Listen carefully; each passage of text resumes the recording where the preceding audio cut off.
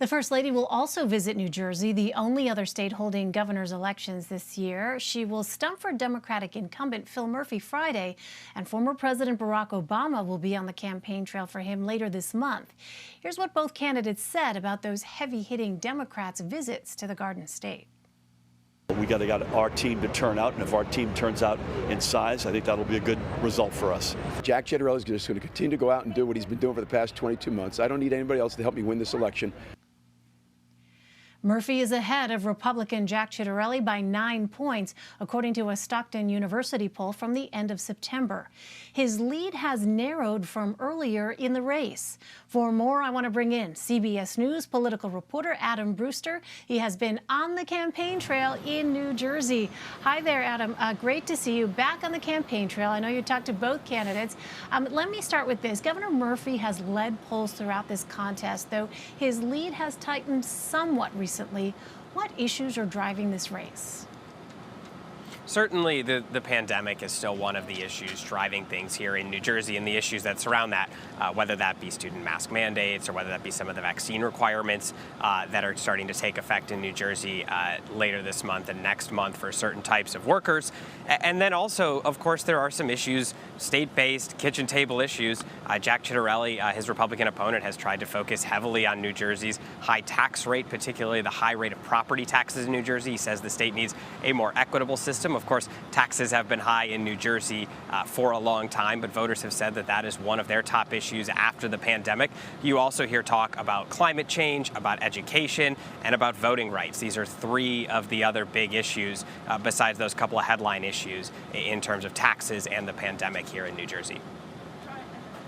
Well, New Jersey does not have a statewide mask mandate, but Governor Murphy did establish one for schools. Here's some of what he told you earlier. Overwhelmingly, parents and kids in our state get it. They may not like having to wear face coverings, but they get it. They understand that we got to do what we got to do to control the public health piece of this. There's a minority that doesn't see it that way. There's no question about that. I would just beg them to know that it brings us no joy to make our kids wear masks, but this is the right public health thing to do to keep as many of our kids and educators and staff as safe as possible. Adam, you mentioned how COVID-19 and the pandemic are very much top of mind for voters in New Jersey. So how is that playing out on the campaign trail? Well, certainly Governor Murphy has tried to draw a contrast between himself and Jack Ciattarelli. He didn't say it in that clip, but he has said it before on the campaign trail and in debates recently. Unless you want New Jersey to turn into states like Texas or Florida, then you should give me another 4 years. Now, if that sounds familiar to some of our viewers, they may remember Gavin Newsom in California making a similar argument during the recall. But this will be a big test for an incumbent governor and how he handled the COVID-19 pandemic. We saw a bit of that in the California recall. California is an overwhelmingly Democratic state. New Jersey has Democrats have a registration advantage here as well. But you're going to see Phil Murphy face this test to voters. There are going to be many governors, both Republicans and Democrats, facing a similar test in 2022 in terms of how voters think they handled the pandemic.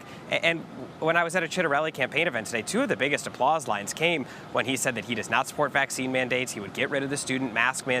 His base is very fired up about that. You heard Governor Murphy, acknowledge that there is, some voters in the state who do not want that mask mandate, but he believes the overwhelming majority of parents are with him. A Stockton University poll, 58% of New Jersey voters at the end of September said they do support the student mask mandate. So it appears the governor does at least have some popular opinion on his side on that front.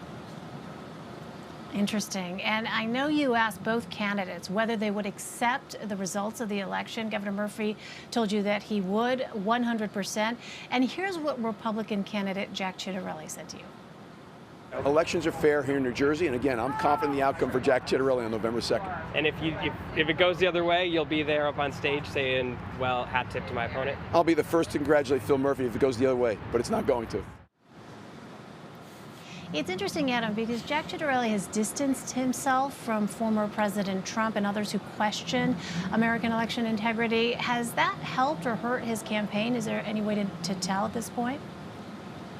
Well, certainly in a state where, as I mentioned, Democrats have a registration advantage, like New Jersey, you have to take some more moderate stance if you're going to peel off not just independents, but some Democrats in order to win the race.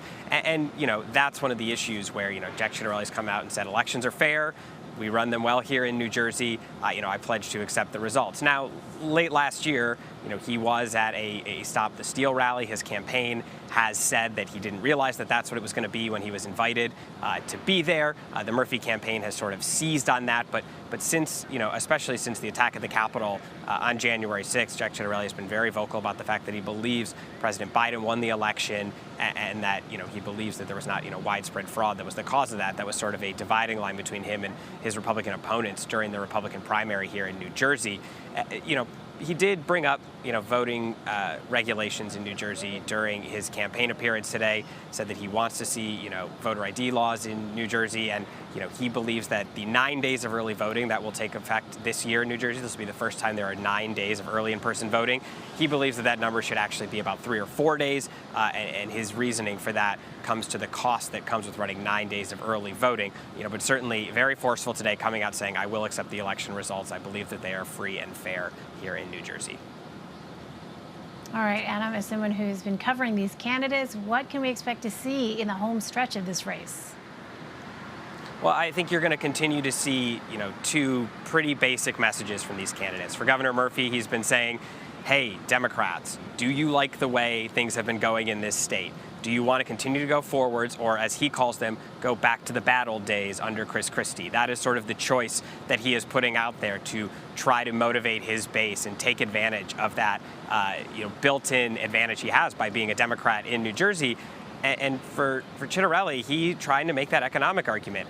The cost of living is high. It's not a good environment for businesses. We can do things better. He asked today, something that you often hear people say when they're running against Republicans are, can you really say you're better off today than you were 4 years ago?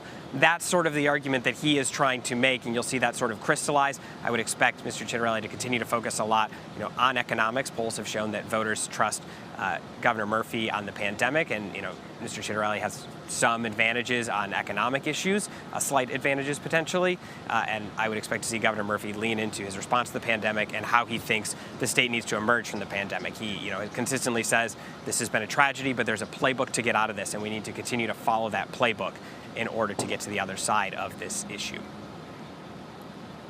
All right, Adam Brewster on the campaign trail in the Garden State for us. Adam, thanks very much.